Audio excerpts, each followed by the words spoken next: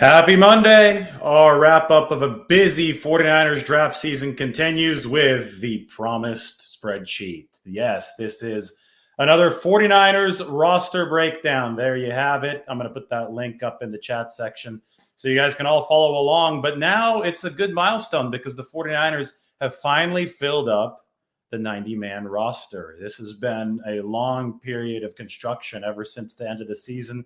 When contracts expired, the 49ers had to fill up the roster and refill it in a way because you have to decide who to re-sign, obviously, who new to bring in. And that roster gets a lot bigger at the end of the playoffs for the 49ers this past season. The 53-man limit is no more. We'll be back at the 53-man limit come the cut down day in September, but now it's a 90-man limit for the off seasons. The 49ers have brought in a lot of rookies, 23 of them to be exact. They've brought in free agents. They've re-signed old friends after a little bit of a hiatus, such as Jason Verrett, and they are now at the 90-man limit. So that means the 49ers, if they do add another player, and they will be adding players moving forward, they're going to have to make a corresponding transaction to stay under that 90-man limit. So I might have some time for questions at the end of this, but first and foremost, I'm going to go through this position by position. If you would like to follow along, go ahead and check that chat section right now because I have just posted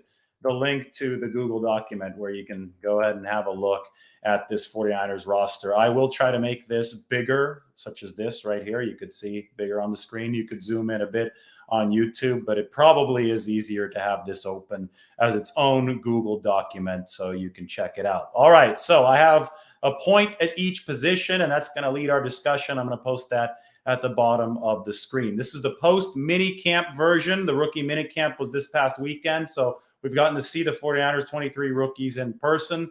We have a better idea of where they slot in. Obviously, there's some questions as far as where people are on the depth chart right now. And I'm the type of person that doesn't like to give the rookies anything for free, right? So until I actually see them as part of either OTAs or preferably training camp, I'm not going to just slot a rookie as a starter or a second stringer for the hell of it. If there's a pronounced need at that position, if it's empty, of course, the guy's going to be a little bit higher. But rookies have to earn their keep for the 49ers, at least in David Lombardi's roster projection. So without further ado, let's take a closer look, and let's go through these positions relatively quickly, starting with quarterback, where the question is, can Brock Purdy win the quarterback 2 job? So QB, take a look at the top row. Those of you who are new here, you know that left side of the dividing line here in the middle, the vertical dividing line, is a projection to make the 53-man roster. In the gold section, starter, depth 1, depth 2. And the right side is the 90-man roster, either a bubble, a practice squad, or a trade or cut candidate. The color codes in this spreadsheet are as follows. Yellow means that the player was re-signed or signed to the 49ers this offseason, and blue means that the player is a rookie that was added this offseason. So anybody who has a color coding of yellow or blue is a new addition to the 49ers roster. Anybody who has this pink color coding, such as Jimmy Garoppolo at this quarterback position, is currently unavailable to play because he is rehabbing from injury. So Brock Purdy, 49ers number 262 pick, the final pick of the draft, Mr. Irrelevant, Mr. Relevant to the 49ers, or will he be relevant to the 49ers?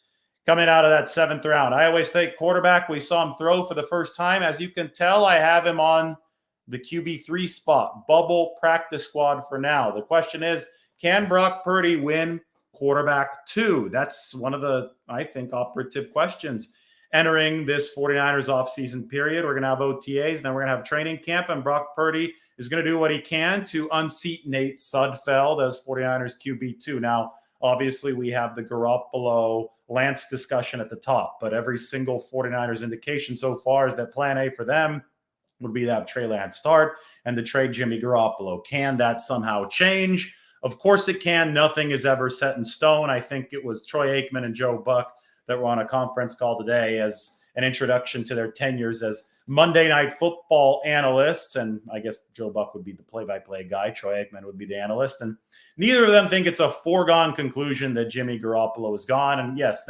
nothing is concluded. I think we always talk in terms of probability, though. Plan A, plan B, plan C. I mean, John Lynch has talked in those terms. And in terms of probability, it's very likely that Trey Lance is the starter. Jimmy Garoppolo is traded, or somehow, the 49ers part ways with him right before his salary becomes guaranteed. And it only becomes guaranteed for Jimmy Garoppolo if he ends up on the left side of that middle dividing line, if he ends up on the 53-man roster. The 49ers are paying Nate Sudfeld $2 million guaranteed, which indicates they're expecting him to be that QB2. But if Brock Purdy usurps Nate Sudfeld as QB2, well, then so be it. The 49ers will probably eat that $2 million, and they might demote Nate Sudfeld down to the practice squad. But he's guaranteed that money, which is a strong indication of what I think is relatively obvious, and that is you don't just walk into the National Football League and earn a spot, even as QB2. Now, for Trey Lance, he was the number 3 overall pick last year, so the 49ers had quite a bit invested in him, right? So QB2 made a whole lot more sense for Trey Lance in that 2021 season than it does for somebody like Brock Purdy this year, who was literally the final pick of the draft. Yes, there are some questions about Brock Purdy's athleticism, his arm strength. That's why he was the final pick in the draft. That's why he didn't go in the 3rd round or higher.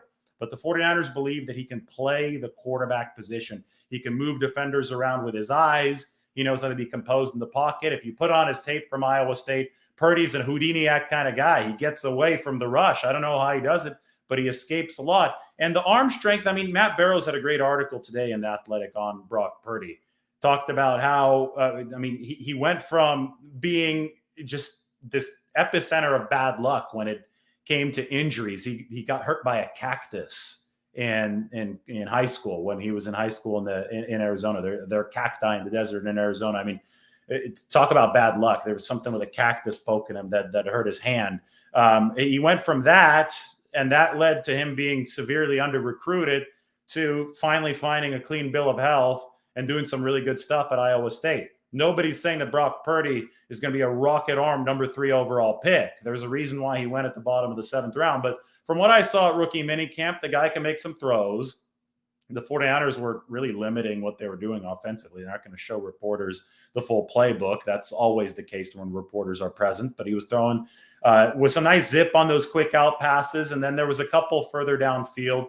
Danny Gray, the wide receiver, was the bigger story there, because he was able to run down some passes, caught one from Manny Wilkins Jr., who was the quarterback there on a tryout basis. But from what we saw at rookie minicamp, Brock Purdy didn't do anything to dispel the notion that he's going to toss his name into the mix, and didn't do anything to dispel the notion that his most likely spot on this roster is as QB3. And that is normally a quarterback who's on the practice squad, because Kyle Shanahan typically only takes 2 quarterbacks on the 53-man roster, especially when there's so many battles elsewhere on this 49ers team. It's really the opportunity cost of carrying 3 quarterbacks on the 53-man roster is very high when you have other positions to satisfy, when there's other battles, because as soon as you take that 3rd quarterback, that means that you can't take somebody else a little bit further down. So I think as of right now, the betting favorite to be QB2 is obviously Nate Sudfeld. He's got that $2 million guaranteed. The betting favorite to be QB1 is Trey Lance. The betting favorite to be traded is Jimmy Garoppolo. And the betting favorite to take Nate Sudfeld's role from last year is Brock Purdy at quarterback 3. Okay, let's move on. Let's move on to that running back room. Ty Davis-Price. Why Ty Davis-Price running at 220 pounds this upcoming season is such a big deal? Well, the 49ers have never had a 220-plus runner as part of their regular rotation. Yeah, they brought in Jacques Patrick last year. It was probably 225 to 230, but you see how long he lasted. That means not long at all. In general, it's been running backs for the 49ers who are closer to 200 pounds than they are to 220. So you take a look at the room. Elijah Mitchell, he's listed at 201, but I think Elijah ran last season at about 211 pounds or so. You look at Trey Sermon, about 210 pounds. You look at Jeff Wilson, about 205, 210 pounds. I think about 210 for Jeff Wilson, maybe upwards of 212 for Jeff Wilson. And then JaMycal Hasty over on the right side of the line, he's nowhere close to 220 pounds. That guy's going to be more around your 200. In Ty Davis-Price, and he likes to go by Ty, not Tyrion, so I'll edit this right now. We'll shorten his name right there. In Ty Davis-Price, and then also in Jordan Mason, who was an undrafted free agent signing for the 49ers, a pickup from Georgia Tech. You see him over here on the right side. 49ers have themselves a couple bruisers, a couple guys who are going to be at that 220-pound mark or more. And Ty Davis-Price mentioned when we first met him as the media on Friday at rookie minicamp that the goal weight for him is going to be 220 to 222 pounds. And that would be a first for a regular back in the Kyle Shanahan era. Now, this guy, Ty Davis-Price, is an absolute downhill runner.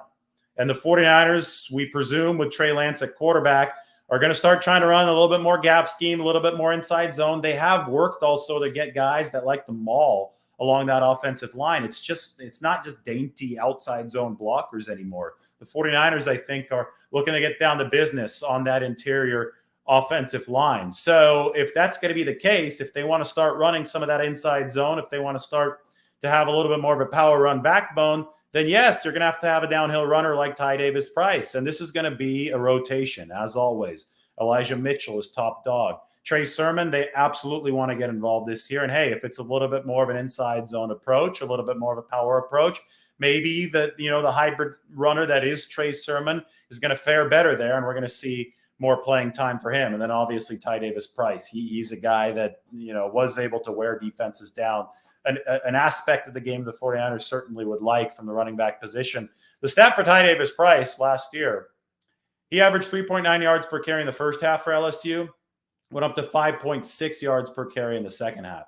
So he wears teams down as the game goes along. And I met him in person the other day. He's got a thick lower body, right? I mean, the guy can churn with his legs. You want that lower body, that base to be nice and strong to be able to wear down arm tacklers as games go along. And I think that's where Davis-Price fits in. And hey, I think that's where Jordan Mason, if you look all the way to the right, might fit in too. Remember, the 49ers season after season seem to have to resort to running backs on this side of the line, on the practice squad. So if Mason impresses them during training camp, he's going to make this squad. It's a 16-player practice squad.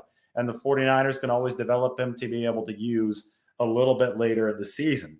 I always laugh at people that say, oh, the 49ers don't have a need at running back. It's like, oh, you mean the team that had so few running backs by the midpoint of the 2021 season that just to save their year had to insert a wide receiver into running back? That team doesn't need running backs? I mean, are you kidding me? This team needs running backs more than any other team in the National Football League because Kyle Shanahan demands such a rotation from his running back position. Listen, the 49ers under Shanahan have wanted to have their cake and eat it too at the running back position. They wanted guys who are fast and physical. Well, guess what? If you're fast and physical, if you check both of those boxes, that's a rare combination. And to do that combination, you probably have to be a little bit on the lighter end while still being physical. And that means you have a higher chance of getting hurt. So the 49ers have a high injury rate at the running back position. And because of that, they need bodies and they need quality bodies. And they hope that two additional quality bodies to that room are Ty Davis-Price running at 220 plus and potentially even Jordan Mason, the undrafted free agent. All right, moving on to the receiver room. Let's slot in Danny Gray's plus speed. All right, Danny Gray, where is he? Over here. I'm highlighting the receiver room for you right now. Hopefully you're following along at the link that should be in the chat section. So go ahead and scroll up, check that out. I know there's probably been several messages since then. But as you can see, Danny Gray, as a rookie, I have him highlighted in blue right here. I have him as depth 2. Yes, I have him making the 53-man roster as a 7th receiver. Is that a permanent spot? Hell no, it's not. As I said at the top of the show, though, I just don't give out roster spots and depth chart promotions to rookies. And I have to see something first. I have to see something at OTAs, preferably in training camp. I'll tell you what I saw during rookie minicamp. Danny Gray's fast, and the 49ers threw it deep to him several times. He's going to be a field stretcher for this 49ers team. Now, are they going to carry 6 receivers? Or are they going to carry 7 receivers? How's this going to work for the 49ers? Well, that's a good question. And as you look at the 49ers depth chart right here, Brandon Ayuk is obviously going to make the team. Deebo Samuel is obviously going to make the team. Juwan Jennings is obviously going to make the team. Ray McLeod is obviously going to make the team. So you got 4. Who's the last 2 going to be if it's only 6? Well, Malik Turner is a good-looking player from formerly of the Seattle Seahawks and the Dallas Cowboys. Marcus Johnson, another older free agent that the 49ers picked up. And by old, I mean later 20s. I don't mean a guy in his 30s. So, I mean, these are both players that obviously the 49ers are interested in as depth installations.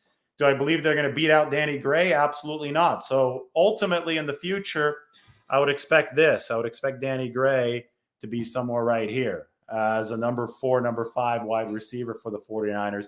The Travis Benjamin role from last year, a guy that can blow the top off of opposing defenses. But until I see a little bit more, I'm just not going to put Danny Gray that high up. I have him making the 53-man roster, and this is a meritocracy. You work your way up so that you can be the guy that stretches opposing defenses, takes that top off. And that's what I think that Danny Gray is going to be. Now, Tay Martin, Taser Mack, over on the right side here, both of these guys can move well. These are undrafted free agents who the 49ers picked up after the festivities of the draft a couple weeks ago. Saw both of them at the rookie minicamp. And I'll tell you what, both of them can move. I'll tell you what, Keyshawn Johnson, Fresno State product, used to be on the Cardinals. He can move as well. Austin Mack, he's a guy that can also deliver for the 49ers. So you have a lot of unheralded players, 2 veterans and 2 rookies on this side of the dividing line who I think absolutely can throw their names in the ring, especially if the 49ers ultimately carry 7 receivers, because you have to assume that Danny Gray is going to make the team. We can't figure out exactly what that slot's going to be until he proves himself, because that's all important to the 49ers. But Danny Gray's got some swagger. Danny Gray seems to be made of the right stuff. Went to Blinn Community College, by the way, in Texas. That's the same JC as Cam Newton. But we met Danny Gray. No block, no rock. I mean, he had all the right things to say, right? And then he looked really fast with all the other rookies. If he continues proving that as this offseason moves along, well, then you're going to see Danny Gray settle into that spot as the number 4 wide receiver that's trying to blow the top off defenses. But then I wonder, Ray McLeod is going to be the number 5, or it's going to be interchangeable for his role is going to be different. But who's number 6 going to be? Can one of these guys over here, Keyshawn, Austin Mack, Tay Martin, Taser Mack, can one of these guys grab that number 6 spot, or will the 49ers be forced to take 7 wide receivers? Who's going to get that practice squad spot? Because whoever gets that practice squad spot has a chance to get flexed up to a game. I mean, it's not just about the 53-man roster. It truly is about the 70-man roster during the regular season, because that's how big this roster is going to be. You're going to have 53 plus 16 plus 1. That equals 70. The 1 is the international exception that's going to belong to Alfredo Gutierrez. So that 70-man roster is going to be important for the 49ers to navigate the perils of this season. All right, let's move on to the offensive line. How long will it take Spencer Burford and Nick Zakelj to become legit contributors for the 49ers? Well, I'm going to highlight the O-line room right here. I'm going to scroll over to the left so you can see positions. Left tackle, left guard, center, right guard, and right tackle. From left to right, Trent Williams, Aaron Banks, Daniel Brunskill, and Mike McGlinchey. So my big question is, how long will it take Burford and Zakelj to get going? Because that question will help us answer how long will Daniel Brunskill be the 49ers starting right guard. Because we have one supposition already penciled in right now, and that's Aaron Banks at left guard. Laken Tomlinson's gone. Aaron Banks was a second-round pick in 2021. It's time for him to step up. The 49ers badly need it. So let me just put an asterisk right here, an imaginary asterisk in your head. Aaron Banks, there's a lot riding on him. He's not proven. The 49ers are really, really making a projection at this point based on who they've acquired this offseason, that Aaron Banks is going to be ready to anchor down that left guard spot for them. So assuming that goes adequately for the 49ers, how else can they improve their offensive line? Well, they can improve their offensive line by seeing either Spencer Burford, their 4th-round pick from this season, or Nick Zakelj, their 6th-round pick on the offensive line from this year, improve enough over some point in 2022 to take over right guard and to allow Daniel Brunskill to rove around and be that swing tackle. Will that happen this year? No. I mean, that's not necessarily going to be the case. The 49ers, I think, would love to be floored by either Burford, and I think it's more likely for Burford or Nick Zakelj, and have one of them take that spot at right guard. That would mean that they are finally upgrading at that spot, but you never know. So far in the past, offensive linemen of the 49ers have taken a little bit later on. You look at Jalen Moore, 5th-rounder from this past season. You look at Colton McKivitz, 5th-rounder from a couple seasons before that. You look at Justin School, who is, 6th-rounder from the 2019 season. It's been tough for all these offensive linemen to hold down spots. whenever they've gotten the chance in the starting job for the 49ers. And that means that it's tough to find competent offensive linemen throughout the draft. Now, they didn't use capital that was all too much more valuable on a player like Spencer Burford. So what's to say that he's going to be a guy that locks down that right guard spot? Well, the one piece of evidence that might be moving in the 49ers' favor in Burford's regard is that this was an extremely deep draft. And the players who went in the 4th and the 5th and the 6th rounds in this draft might have gone in the 2nd, the 3rd, and the 4th rounds of other drafts. And Burford did dominate opponents on tape. It looked almost too easy for him at Texas, San Antonio. But that also was Texas, San Antonio, UTSA. It wasn't the National Football League. So we'll have to see if he can get a little bit stronger. We'll have to see if he can port some of his skill, some of his game to the NFL. And we'll say the same thing about Nick Zakelj, 6th-round pick out of Fordham. It started to look a bit easy for him there toward the end. I mean, Nick Zakel's best game at Fordham this past year was the one against the best competition, against Nebraska. So the question is, can he port that ability to play the best, his best against the best competition? Can he port that ability to the much higher NFL level? And if the answer is yes, then look out for Nick Zakelj, because the guy is really, really smart. Now, if you look at this depth chart, obviously there's one big question at center, and that's the one of Alex Mack. He hasn't decided if he's going to return or if he's going to retire. And if Alex Mack, who we should put a big asterisk next to, why don't we just do that live right here? You're not going to imagine that. There's an asterisk next to Alex Mack's name. If he does retire, what do the 49ers do? Well, maybe they bring Brendel up. They've been happy with Jake Brendel. Last year, he earned his way through training camp onto the 53-man roster. He's a vet with some experience. Maybe they think Nick Zakelj is smart enough to, at some point this season, take that center role if needed, because Nick Zakelj is very, very smart. I think I added like 4 varies there because I really mean it. They can go with Daniel Brunskill from right guard. They can move Brunskill from here to here. But if they do that, as you can see on this depth chart, that opens up a spot at right guard. So you're playing, a little game of Tetris at that point. So I think the 49ers would really love it if Alex Mack didn't retire. If he does, Brendel's probably the most ready now, trusted option.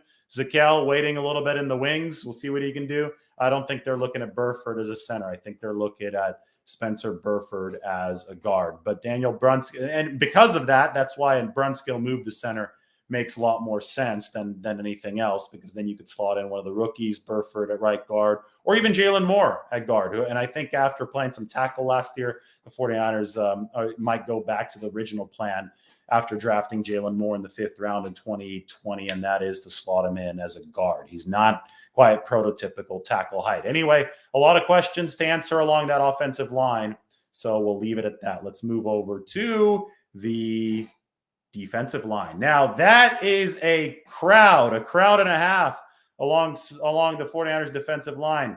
John Lynch joked the other day, we always tell Chris Kasarik, if you ever complain that we don't give you enough players, we're going to have a problem. And this is why. Let's count them. I have it highlighted. Bosa, 1. Armstead, 2. Kinlaw, 3.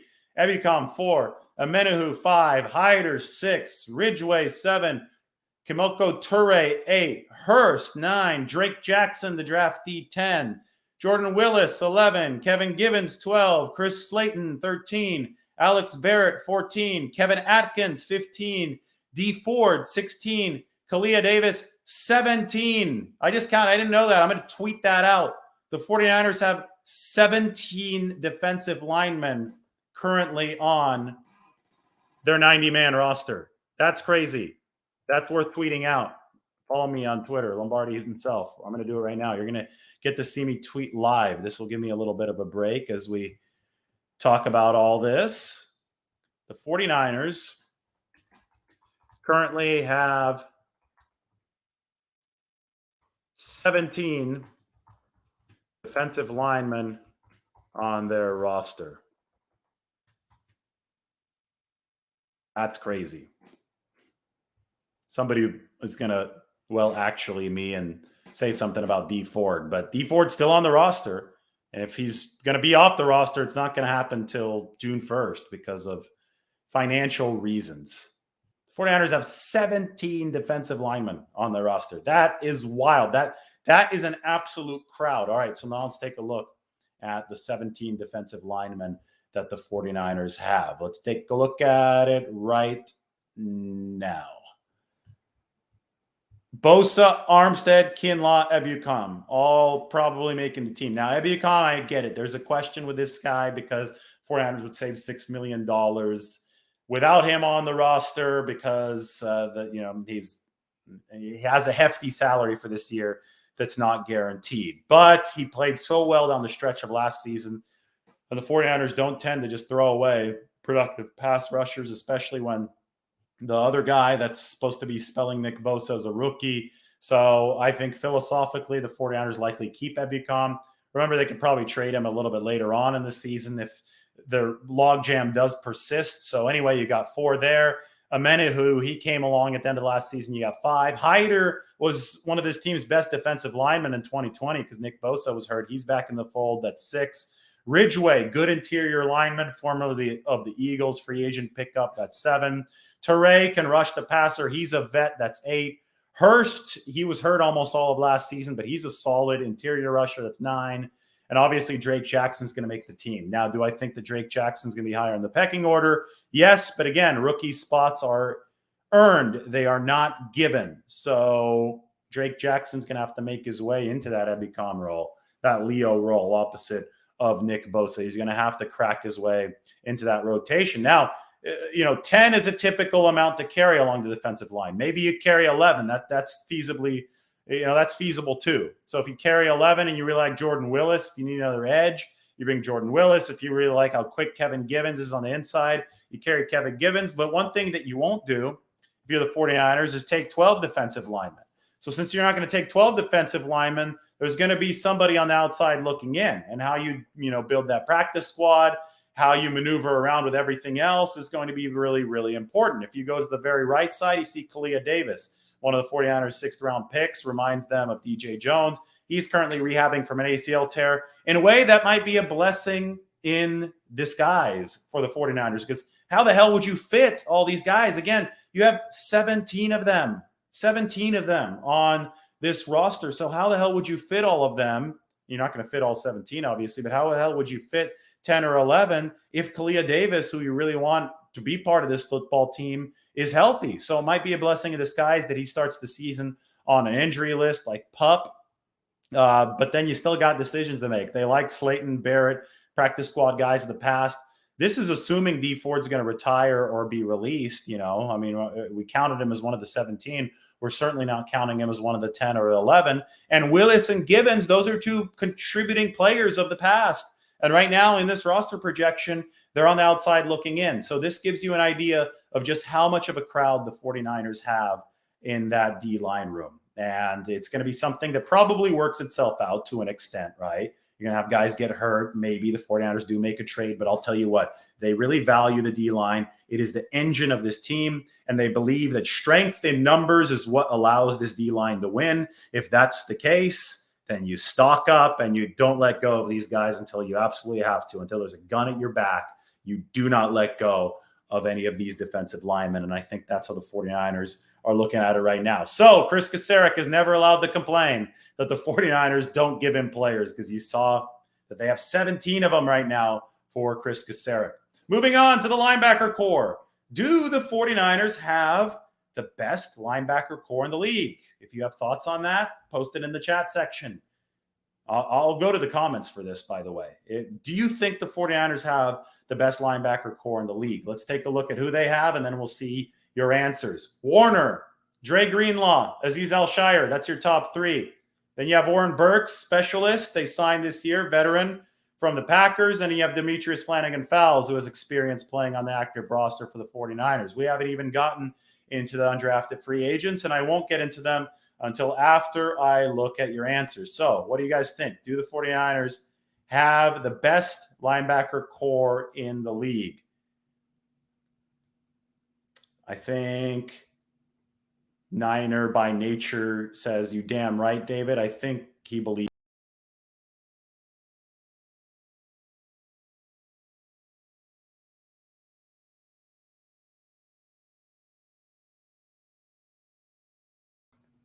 I disappeared for a second. Sorry. I think I hit exit. All right. I gave you guys a a chance to answer. Sacktown Izzy, best linebacker core and coverage for sure. Wayne Breezy, hands down, the best three. Andrew says that they bludgeon people. Bludgeon, bludgeon, bludgeon. All three can cover, rush, and stop the run, according to Wayne Breezy. You dang right, David. Niner by nature, 88. Especially with Burks, the 49ers do as their fourth linebacker, Quinn Price says. Dr. Jasprit Dihar says Niners have a very deep linebacker group. Lots of guys that can contribute, guys that can cover and rush, not to mention speed. They have depth. And then finally, this is going to be the last one I read. Sean Luhati, sorry if I pronounced your name wrong, reminds me of the trio of Norton, Plummer, and Lee Woodall. It's Ken Norton Jr., son of the famous boxer who once defeated Muhammad Ali, Gary Plummer, and Lee Woodall. Yes, that was a good linebacking core. Anyway, the prompt to that was, do the 49ers have the best linebacking core in the league? And I am going to have to reshare the screen of the depth chart here since I accidentally clicked out, but no worries. We have that ready right now. Make this big again. Take a look at that linebacker room. Warner, Greenlaw, Alshire, Burks, Flanagan, Foles. I mean, at least along the front line, that looks damn good to me. Now, the problem in the NFL is whenever you do have a damn good unit, it's probably going to be tough to keep it together for a while. And that is absolutely the case with the 49ers linebacker unit. Ken Norton Jr. Freudian slip there. Azeez Al-Shire and Dre Greenlaw are both entering contract years. They're both set to be unrestricted free agents after this 2022 season. And it's very unlikely that the 49ers will be able and willing to pay both of them. So what does that mean? Well, that means that the 49ers are going to have to find a replacement. And that's where these undrafted free agents come in. And this is an interesting, intriguing undrafted free agent class. Take a look at the right side of the dividing line, which is the guys I don't project to make the 53-man roster, but guys that I project to potentially make some noise. First, you have Jeremiah Gemmel. He's an undrafted free agent rookie out of North Carolina. Then you have Segun Olubi, undrafted free agent rookie. He's out of San Diego State. And then you have Marcelino McCrary Ball, another undrafted free agent on this football team. So 3 UDFAs. The reason why the 49ers picked up 3 UDFAs is precisely because of what I just said. Greenlaw and Alshire, one of those two guys at least, is not going to be on this football team in all likelihood in 2023. So you have to stack the practice squad, stack the 90-man roster, and start developing potential replacements. That's how a financially sound, roster-efficient football team works. You also have Stanford product Curtis Robinson, who played some special teams for the 49ers last season on the 90-man roster. So let's talk about some of the options. Jeremiah Gemmel out of North Carolina. They called him the general at North Carolina.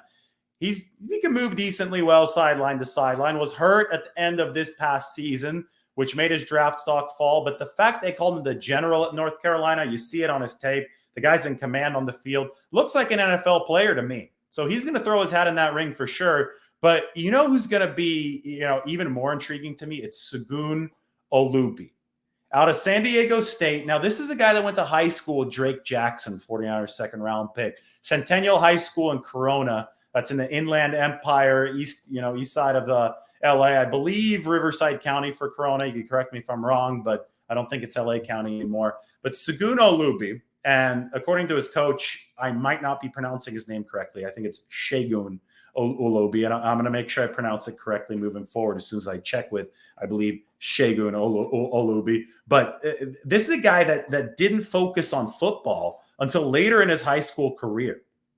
He was on the basketball team there at Centennial and Corona for a while. Then he started realizing, hey, I'm only 6'1", 6'2". I can make more of a living playing football, especially since he runs a 4.45 40.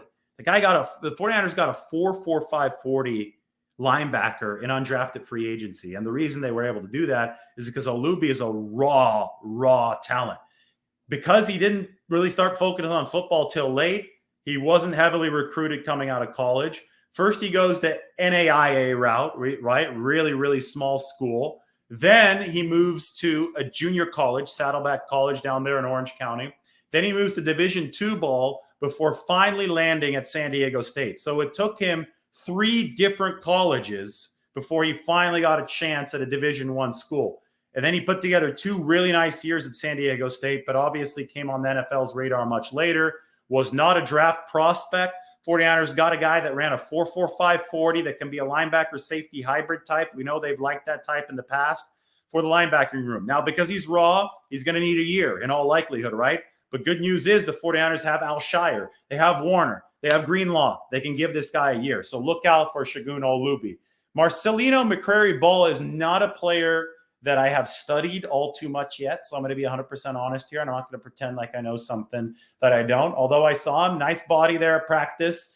He was taking back one of those, they do the interception drill at the start of practice. There is no offense, but the linebackers coach, Johnny Holland, a couple other guys will toss some passes, and McCrary-Ball took one back, right in front of us. I could show you guys the video in a bit. It's on this YouTube. So make sure that you like the channel, subscribe to the channel. You can go and see that rookie minicamp look-in. I have a lot of good video footage for you from there. But my question is, do the Niners have the best linebacking core in the league? If they do, well, then that's good news, because it's going to show up in good on-field play, and it's going to give a lot of these youngsters some time to develop. All right, final position room, and then we call it an afternoon. Hope everybody is cracking open a beer to start happy hour. It's 4:11 Pacific time right now. So wherever you are in the world, whether you're in Pacific time, Central time, Eastern time, European time, hell, if you're in Europe right now, what is it? 6 + 9, 15? It's 3:11 a.m.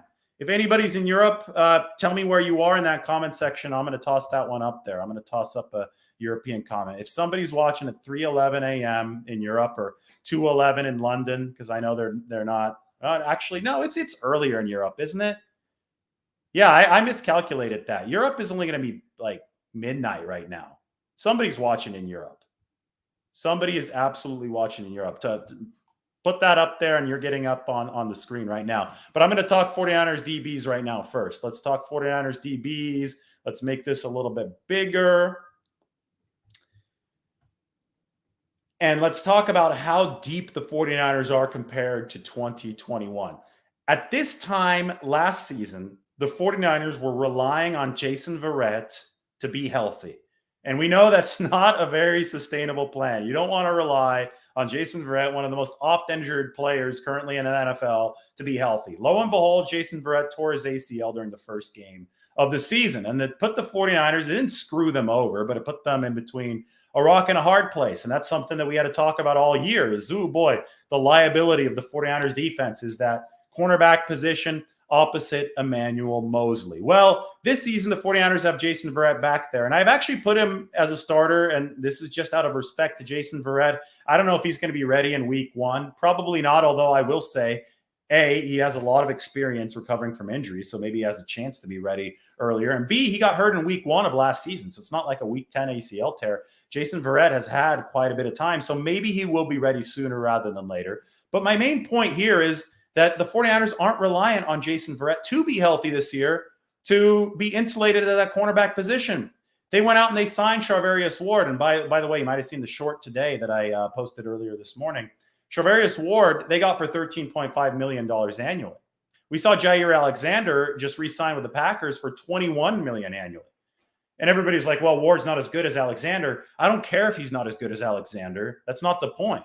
The 49ers are a rush over coverage football team. They're going to invest in that pass rush more. And Charvarius Ward, by every advanced metric, was a top 10 corner last year. They got him at 2/3 of the price that Green Bay got Jair Alexander. So that's the way that the 49ers play a little bit of money ball, right? They get a corner who they think is a perfect fit for their scheme, who they think analytically is a really good corner. And, we've seen the stats for Charvarius Ward. The guy's a sticky corner, and they save over $7 million annually doing it. And that $7 million that they save, that can go elsewhere moving forward, namely the defensive line, which obviously is really, really crowded. But anyway, Ward, that was a big pickup for the 49ers because he really insulates cornerback 1. Mosley was criminally underrated last season. He's cornerback 2. Ambry Thomas really improved over the course of the season. And then you have a rookie project, 6th rounder, Tariq Castro-Fields, a very toolsy cornerback out of Penn State who's going to be fighting for a roster spot. He's in that mix as well. And of course, Dante Johnson, he's the ultimate safety net. He could play safety. He could play nickel. He could play corner. He could do whatever for you. All that considered, I haven't even mentioned Jason Verrett in that mix. So Verrett is icing on the cake. Verrett, if Jason Verrett pans out, stays healthy, turns into cornerback 2 for the 49ers this season, that's like walking down the sidewalk and finding a 500, I know there's not a $500 bill. It's like finding 5 100s on the sidewalk. It's like me when I was flying back from Seattle this year. They said, hey, the flight's full. We'll give somebody $500 if they take the next flight to San Francisco. And as you guys know, there's a flight from Seattle to San Francisco every hour. So I got $500 for sitting in the bar and drinking a beer, right? So if it's going to be the same thing if Jason Verrett is healthy for the 49ers moving forward this next season, because they're not relying on him. It would be found money. And in that way, they're much deeper than last season when they were relying on Jason Verrett. Other player in blue here is Samuel Womack. I've talked so much about his wingspan. It's very, very long. It's like a Richard Sherman wingspan, even though he's 5'9". He could be that successor at the nickelback position to K'Wan Williams. Emmanuel Mosley might have to start out at nickel, and you might have Ambry Thomas start out at one of the cornerback spots if Mosley has to kick over to nickel. But I think sooner rather than later, the 49ers believe that Samuel Womack, who's got sub 4.5 speed, can be that slot corner for them. And how quickly that comes to fruition is going to determine a lot about that cornerback position. Finally, at safety, Tarvarius Moore coming back from the Achilles. We'll see, okay? With Tarvarius, he's a toolsy player. He's fast. He can hit. Achilles, though, is tricky. And safety is the one spot where people are saying, oh, maybe the 49ers bring back Tart. Maybe the 49ers, are able to land a veteran to really insulate the room. To that, I say, George Odom, I think he's a player that the 49ers believe in a lot more than fans might believe in, because he hasn't really gotten an opportunity yet to be a full-time starter. But he's a really good special teams guy, and I think you're going to pair Odom with Jimmy Ward if Tarvarius Moore is not fully healthy or back at 100%. And I think the 49ers like that safety rotation, especially if you toss in Talanoa Hufanga as safety number 3. Speaking of the 90-man roster guys on this side, you got Deommodore Lenoir I have on the outside looking in right now. He's still going to be in the mix. He's going to be fighting for a spot. At the safety position, you have Quantrez Knight.